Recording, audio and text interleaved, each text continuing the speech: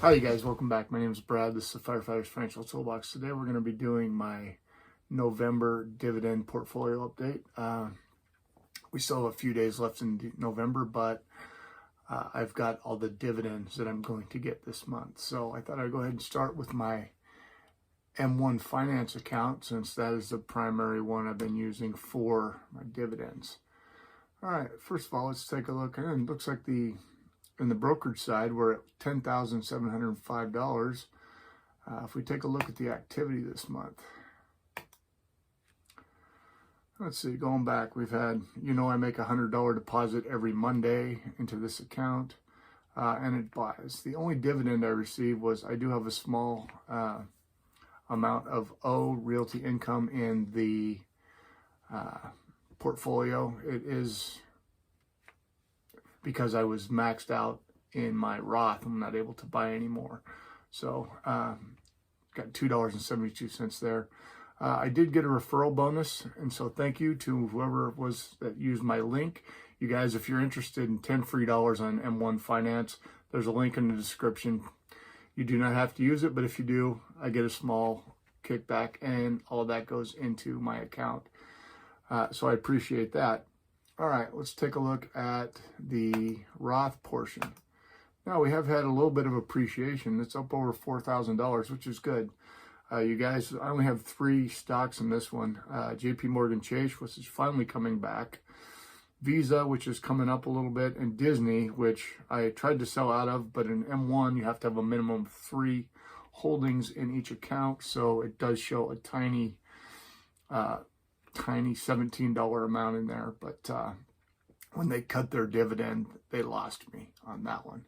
So let's take a look at the dividends for this month, and we'll break it down each one first. But okay, first thing I like to point out is this is 2019 and 2020. You can see my total last year was $199.21. My total for dividends. This year, we're already at $758.87, you guys. So it shows you the power of compounding and those dividend growths.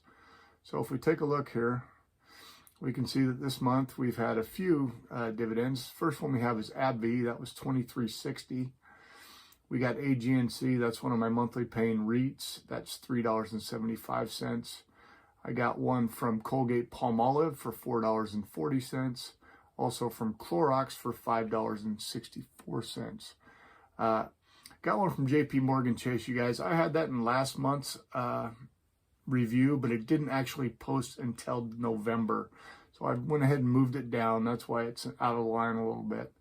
I got $7.58 from Realty Income. Now that's, as I said, I have a little bit in my M1 account, and I have the rest in my Vanguard Roth IRA. I also got Procter & Gamble for $12.20, and I got a nice dividend from AT&T for $31.70, bringing my total to $97.97. And you can see here I've just got a small little graph that shows the percentages of each of them. You guys, these are just my individual stocks. If we take a look at my dividend breakdown, this is all my stocks, all my individual stocks that I hold, including a couple that aren't paying. You see in here, Tesla is also here, and I know that's not a dividend payer, but I keep it all on the same spreadsheet. And the other thing, if we take a look, is this is the thing that's really cool, you guys. I broke the $100 a month average. So if you look at my average monthly dividend, $107.76.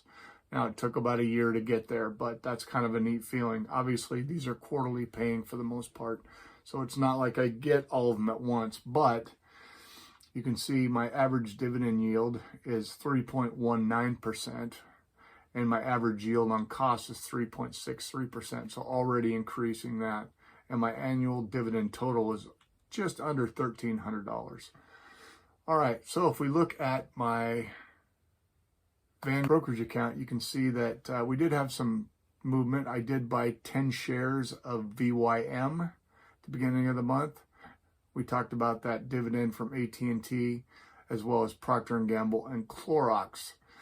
And currently the brokerage account is standing at an a balance of $17,893.72. In the Roth IRA account there, we see that we had two different dividends this month. Both of these are REITs, you guys. Realty Income paid me $4.86 in that account. And AGNC, that's my monthly paying mortgage REIT, paid me $3.75. Now that portion of the Roth is at $3,039.